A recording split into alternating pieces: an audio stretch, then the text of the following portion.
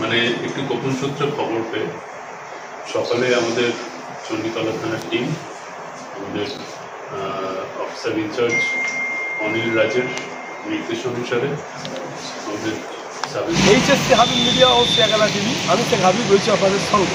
আমি এই মুহূর্তে বুঝতে পারি চণ্ডীতলা থানার মধ্যে আছি।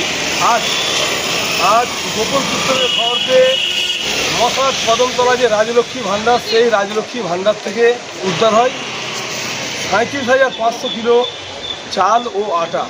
তারই সাথে সাথে একটা লরিতে লোড হয়ে চলে যাচ্ছিল গোপন সূত্রের। কিন্তু এই যে লরিটা দাঁড়িয়ে আছে দেখতে পাচ্ছেন, এই লরিটাতে মশাট কদমতলা রাজলক্ষ্মী ভাণ্ডার থেকে উদ্ধার হয় 37,500 কেজি চাল এবং আটা।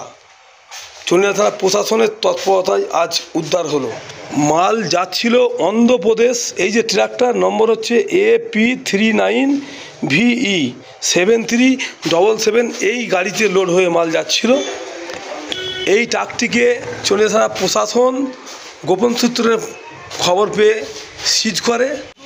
কিছুদিন আগে আমাদের ডানকুনি থানা এলাকায় ওখানে খাদ্য কর্মদক্ষ শামীম আহমেদ ডানকুনির পুলিশ প্রশাসনকে সঙ্গে নিয়ে গিয়ে একটা জায়গায় আটক করেন। তো ওইখান থেকে বহু মাল উদ্ধার হয়। ওই রেশনের মাল দুর্নীতি আজ এই কালোবাজারি দীর্ঘদিন ধরেই চলছে। তার এক সপ্তাহের মধ্যেই কিন্তু আমাদের চণ্ডীতলা থানার অন্তর্গত মশার কদমতলা রাজলক্ষ্মী ভাণ্ডার থেকে উদ্ধার হলো 37,500 কিলো মাল। 3 জনকে আটক করেন চণ্ডীতলা থানা প্রশাসন জিজ্ঞাসাবাদের জন্য। বিস্তারিত আপনাদের ভিডিওই পরে দেখাবো, আপনারা ভিডিওটি শেষ পর্যন্ত দেখুন। ব্যাপক এখন আপনাদের মূল্যবান মতামত মহেন্দ্র সিং কী বললেন এসডিপিও কমল সরকার তা আপনাদের দেখাবো। আপনারা ভিডিও শেষ পর্যন্ত দেখুন, স্কিপ করবেন।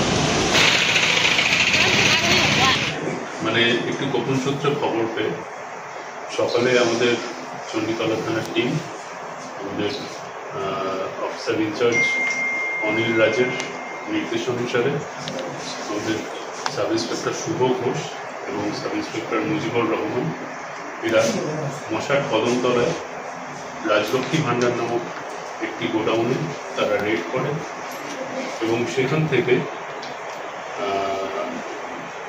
600 বস্তা, প্রতিটার ওজন 50 কেজি করে,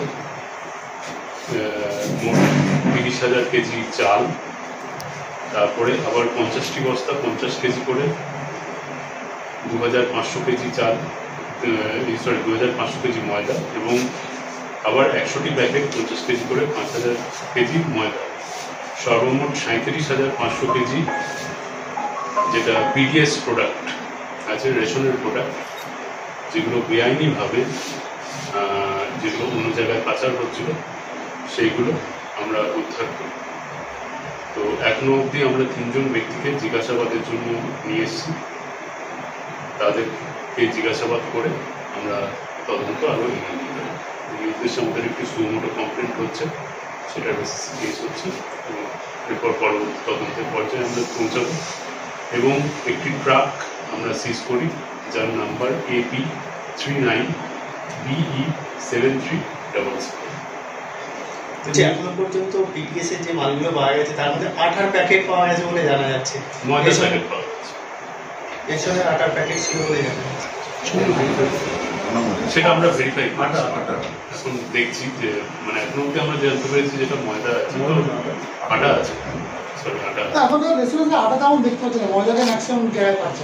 এই যে পণ্যগুলো আপনারা আপনাদের সিজ করেছেন, এগুলো এই গোডাউন থেকে কোথায় বা কীভাবে যাচ্ছিল বা কোন জায়গায় যাচ্ছে সেইগুলো আমরা দেখুন জাস্ট কিছুক্ষণ আগেই আমরা এটা পেয়েছি, সংবাদটা পেয়েছি।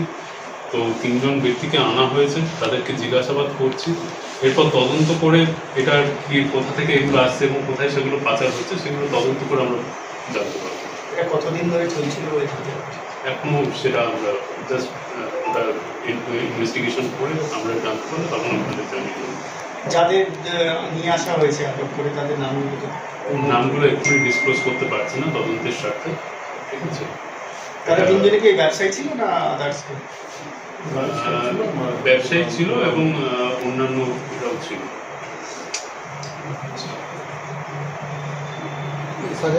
জড়িত এখন কি খোঁজ পাওয়া গেছে? এই 3 জন ছাড়া কেউ কি যুক্ত কি সন্ধান পাওয়া গেছে? না না, এখনো অবধি কিছু খোঁজ পাওয়া যায়নি। ইনফ্যাক্ট এই তিনজনও জড়িত কিনা সেটাও আমরা জানি না। আমরা জিজ্ঞাসাবাদের জন্য নিয়ে এসেছি, তো কারা কারা এর সাথে জড়িত আছে সেগুলো আমরা পরবর্তী পর্যায়ে জানতে পারবো। কতদিন ধরে এই কাজটা করছিল সেদিকেও কি কোনো এখনো অবধি কিছু জানি না।